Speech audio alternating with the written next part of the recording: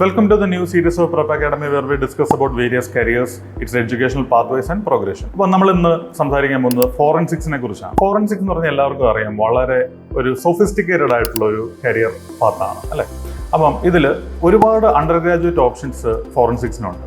ഒരു BSc chemistry അല്ലെങ്കിൽ biology എടുത്ത ഒരാൾക്ക്, അതല്ലെങ്കിൽ ഡയറക്റ്റായിട്ട് തന്നെ ഒരു BSc ഫോറൻസിക്സ് എടുത്ത ഒരാൾക്ക്, അല്ലെങ്കിൽ BSc ഫോറൻസിക്സ് അല്ലെങ്കിൽ ക്രിമിനൽ പാത്തോളജി, ഇങ്ങനെ ഒരുപാട് കാര്യങ്ങൾ എടുത്താലും നമുക്ക് ഫോറൻസിക്സ് പാത്തിലേക്ക് വരാൻ പറ്റും. ലീഗലായിട്ടുള്ളൊരു പാത്വേയും ഉണ്ട് ഫോറൻസിക്സിന്. ലീഗലായിട്ടുള്ള LLB നമുക്ക് ഫോറൻസിക്സിൽ ചെയ്യാൻ സാധിക്കും. ഒരു ഫോറൻസിക് ഗ്രാജുവേറ്റ് അല്ലെങ്കിൽ ഫോറൻസിക്സിന്റെ പോസ്റ്റ് ഗ്രാജുവേറ്റ് ആദ്യം കയറുന്ന പൊസിഷൻ എന്ന് പറഞ്ഞാൽ ഒരു ക്രൈം സീൻ ഇൻവെസ്റ്റിഗേറ്റർ അല്ലെങ്കിൽ ഫോറൻസിക് ടെക്നീഷ്യൻ അല്ലെങ്കിൽ ഫോറൻസിക് സയന്റിസ്റ്റ് എന്നുള്ളൊരു പൊസിഷനിലേക്കായിരിക്കും. ഫോറൻസിക് സയന്റിസ്റ്റ് എന്ന് പറഞ്ഞാൽ ഫോറൻസിക് സയന്റിസ്റ്റിന്റെ അസിസ്റ്റന്റ് ആണ്. പിന്നീടാണ് അയാൾ PhD മറ്റുമൊക്കെ ചെയ്തതിന് ശേഷമാണ് ഒരു ഫോറൻസിക് സയന്റിസ്റ്റ് ആണ്. എന്നാൽ ക്രൈം സീൻ ഇൻവെസ്റ്റിഗേറ്റർ അയാളുടെ വർഷങ്ങളുടെ എക്സ്പീരിയൻസ് കൊണ്ടാണ് ഒരു സീനിയർ ക്രൈം സീൻ ഇൻവെസ്റ്റിഗേറ്റർ ആവുന്നത്.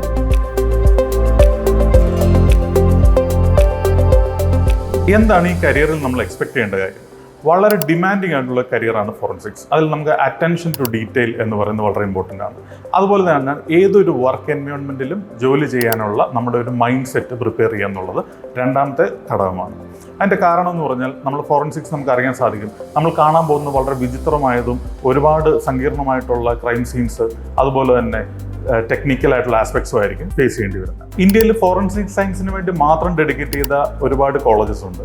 അത് ഓൾ ഇന്ത്യ എക്സാമായ all India forensic science exam എന്ന് പറയുന്ന എക്സാം എഴുതിയാണ് കയറുന്നത്.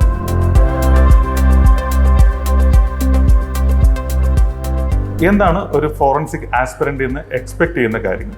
അയാൾ വളരെ ഡീറ്റെയിൽ ആയിട്ടുള്ള കാര്യങ്ങൾ അറിയാനുള്ള ഒരു ത്വരയുള്ള ആളായിരിക്കണം.